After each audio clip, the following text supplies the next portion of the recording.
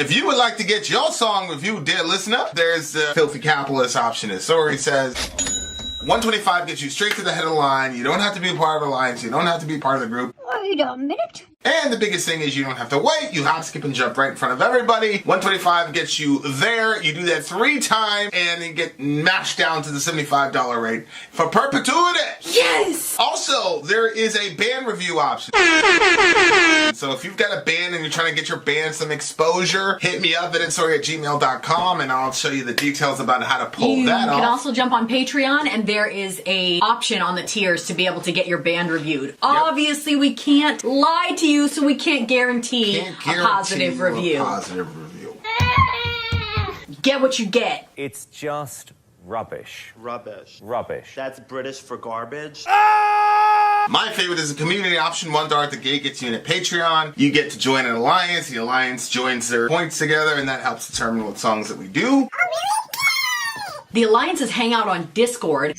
Message me on Patreon to get the link. And they do all kinds of other cool things. They do Minecraft, Dungeons and Dragons. Yeah. It's really a community within the community. Anybody can go on the Village, facebook.com/VillageSchange. There's 160,000+ people on the channel.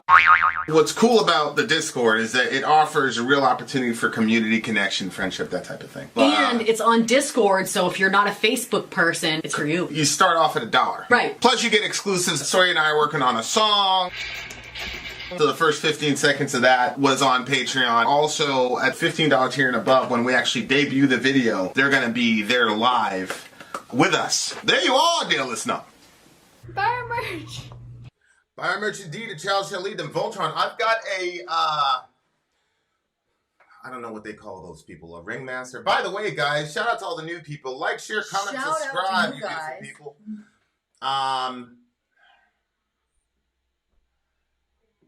What are you trying to figure out? Love that your community does D&D. Yeah, I've got this guy. I can hook you up with him if you're one of them folks. Like, he posts like stories and updates and shit from the games that they played in and stuff. Like he's all up in that, and that might be part of season 3. We'll see.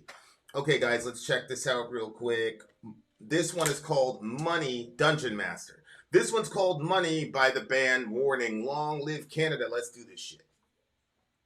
Hey, whoa, I don't wanna know. Okay. I see what you're saying. I'm just... I know people are going to get mad at me. But just look at the first 2 seconds of this freaking video, guys. I mean, look at her. She's really good. She's incredible. Hey, whoa.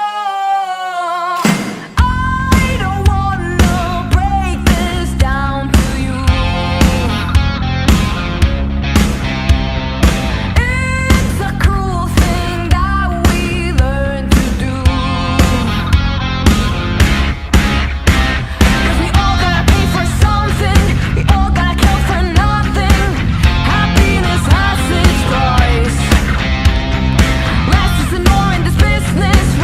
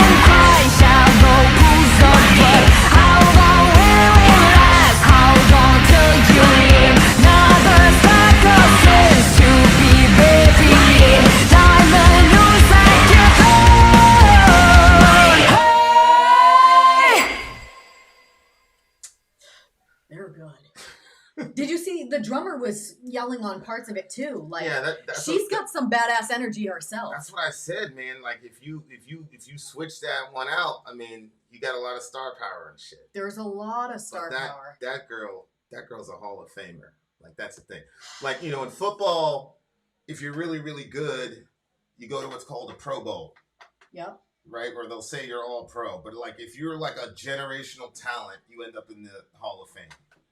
And that girl is a Hall of Famer, damn it.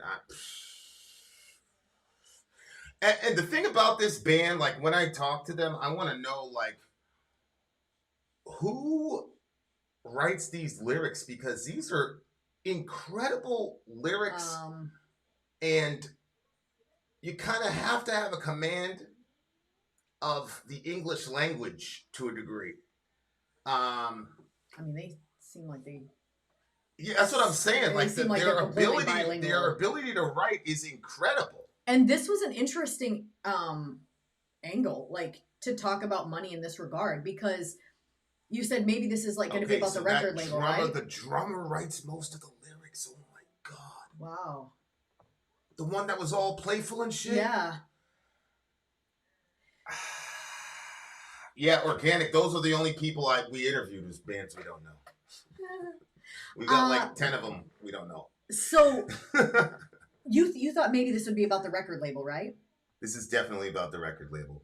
Or the manager. It seems to me that this is a conversation that they had with their manager. And the conflict is they don't want to be sellouts, but the manager is saying, listen, hun. That's why she kept saying hun and things like that. I think what's happening is the manager is saying, hey, you got to do this to make the money. Less isn't more in the business. Okay. So look, I don't want to break this down to you. It's a cruel thing that we learn to do because we all got to pay for something. We all got to kill for nothing. Happiness has its price.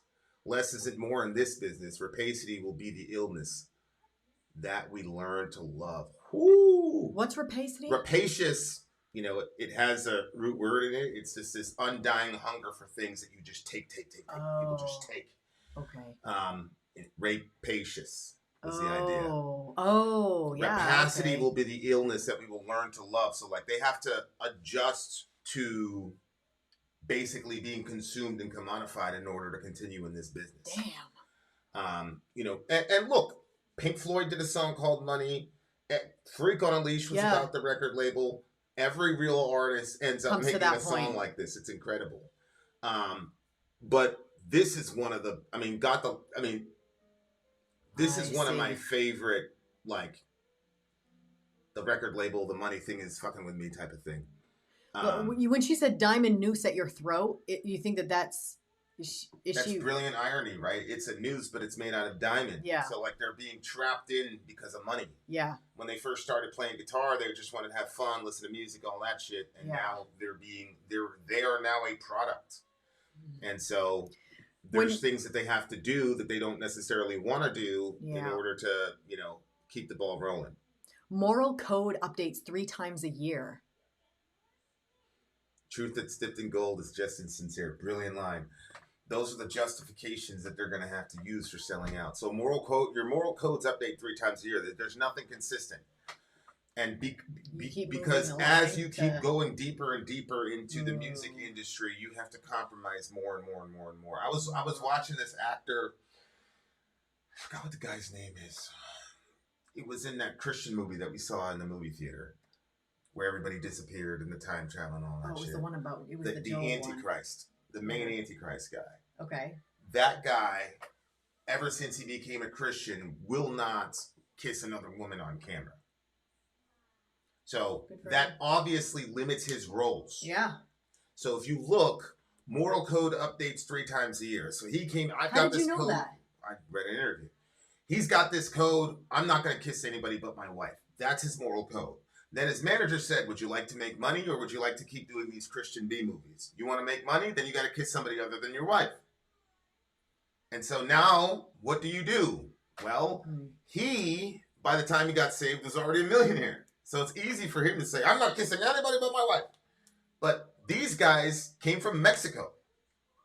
And they were kids when they started. Yeah. And so the moral codes, continue to shift because they have their perspective on like what's real, what's true, what's coming out of their hearts, but you gotta start making that compromise. And look, it says truth that's dipped in gold is just as sincere. Brilliant line, because it's like, listen, you're not a sellout if what you're saying is true, right? So like we're running you around as this commodity, but you're not a sellout because the shit that you're saying is true. So at the core of it, yes, you're compromising your principles, but your music is still true. So don't worry about being a sellout. That's a pretty crazy thing for such a young girl to be able to put together. The song aims to shine a light on the darkness surrounding widespread corruption and greed, as well as the crippling effects it can have on society, the band said in the press release. Yeah. I thought the ending was crazy. Like this right here. Truth is hitting. I'll never ask for forgiveness. I come with God as my witness. I pray you'll wash my hands. It's sad but true. And the world hurts. Soldier soul. That's how it works. We're human after all. Damn. Oh. So she is taking, their particular experience and then out projecting that to the world and saying, we're not the only ones that are dealing with this conundrum. Yep. Everybody's dealing with it, and everybody is getting grinded under the teeth of it. Are you worth your weight in gold? Right here when she says, go ahead and cry shallow pools of blood. Cash money. How long will it last? How long till you learn cash money? Right there, another stack of sins to be buried in cash money. And then she goes back to the noose on the throat thing with diamonds. That's incredible. Yeah. Yeah, it seems like they have like a pop side, but also rock and also metal, like kind of all together in their stuff, like the style. Oh, well, yeah, you can't even say. I mean, you could say they're rock, and that's about it because they can do so many. They're so versatile. Yeah, it's incredible. And she when we allow power and profit to take control of our lives, our natural human tendencies like feelings, empathy, and compassion for one another becomes lost and forgotten. Here's the question: how does a child or a person that young come to that conclusion already? Been through it because she's speaking from experience. Yeah. But what she's doing is expanding that to everybody and saying everybody has to deal with that. I mean, the thing is, when she was 13 or whatever, when she started it, probably the decisions were getting made for her. But the older that she was 11, if we're talking about the drummer, isn't it? They're 19, 21, and 23. I don't know how old Pal is. So when she's in that situation, they're probably a decision. Yeah, guys, it's okay. Guys, it's okay. You have your opinion. I have mine. What I'm saying is they blew up since 9, 11, and 13 or something like that. And they've got a very advanced understanding of empathy and all the rest of it. And all I'm saying is that didn't come from reading school books. Right. The man said they stopped school. The man said that he skipped school. So all I'm saying is it's a very common experience for us to take our individual situations and then look at it in the backdrop of the rest of the world. So it's okay. You can have that interpretation. That's my interpretation. That's all I'm saying. So obviously when you're talking about, record labels and things of that nature, then, those things, whatever. Okay. What do you give this song? Ooh, boy. Okay, Thunder, this is the last thing I'm going to say to you.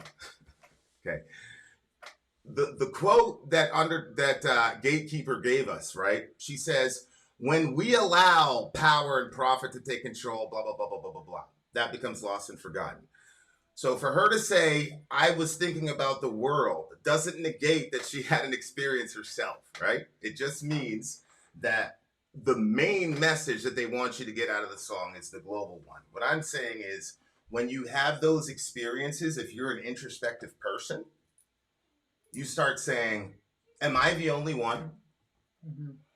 And it's fascinating because remember, in the song it talks about paying the price. Mm-hmm.